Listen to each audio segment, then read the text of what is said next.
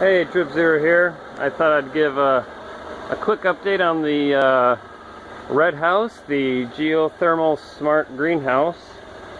As you can see, I've still got tomato plants. They're still growing. I've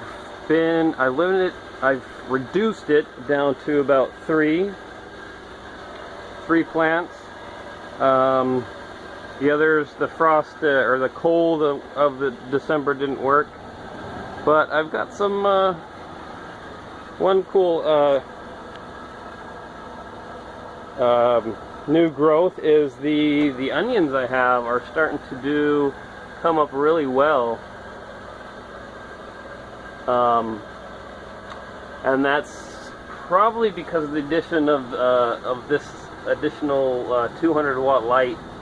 Got two 100 watt modules, and before these really weren't getting any sun, and so they just went dormant.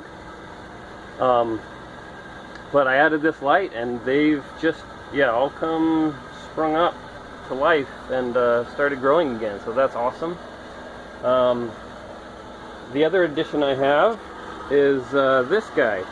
This is the Hydrogen Pro, and I put this in, I think, mid-December, towards the end of December, right before Christmas time. And what it does is it generates CO2, but it's water cooled. So I've got water, the pump that I was using for my solar heater, I'm still using it for the solar heater, but first it goes through this CO2 generator and it warms up the water. And then it continues going up to the solar heater and then back down to the reservoir. This was so good at heating up the water of the reservoir. It was just awesome. I got huge deltas between this bed that's not heated and this bed that is. Big temperature differences. The CO2 increases, which I maintain, just under 2,000, right around 1,500, I believe. 2,000 was actually a little high for the parsley.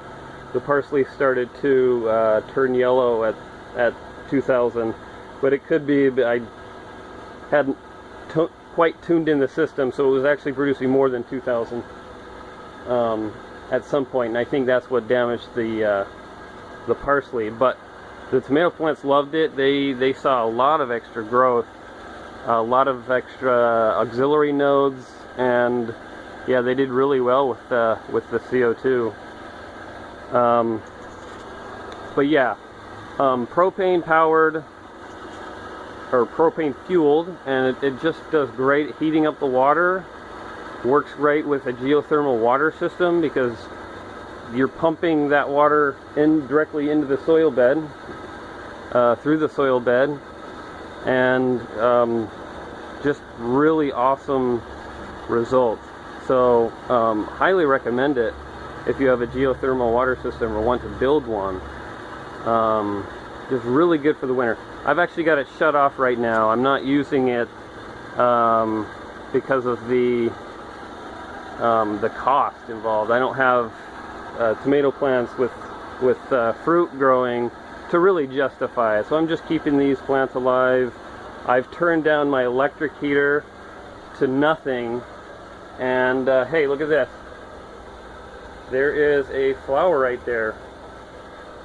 Yep, we are getting flowers, even though basically I'm using no electricity. I'm using, this electric heater will come on a couple times a night.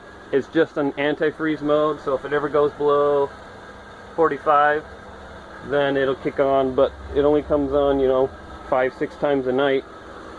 And I'm not using a whole lot of electricity. My geothermal pump still kicks on whenever it needs to, and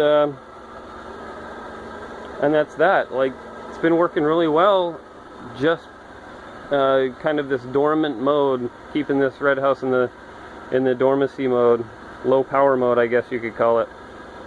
But yeah, I'm happy about my onions starting to come up.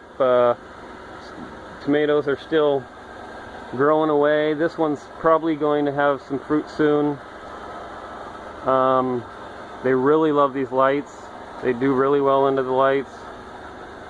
And yeah, that's it. So that's my update for the beginning of February. A whole month of January, this place has basically been dormant. I haven't seen my electric bill. The electric bill for December was nuts. It was just crazy trying to maintain 60 degrees with an electric heater. Just very, very expensive. So yeah, this helped a lot, reduce the cost, but it's probably unnecessary to really maintain that high of a temperature. I mean, I'm getting decent growth in my tomatoes just keeping it above freezing at night, just keeping it at above 45 at night. So I'll check out January's electric bill and I'll let you know. But yeah, December was very, very expensive, a lot more, you know, triple probably what I expected, my expected yield for a month. So not a very good month as far as cost, but this is a learning project, so we're learning. So that's the update, and we'll catch you later. Trip 0 out.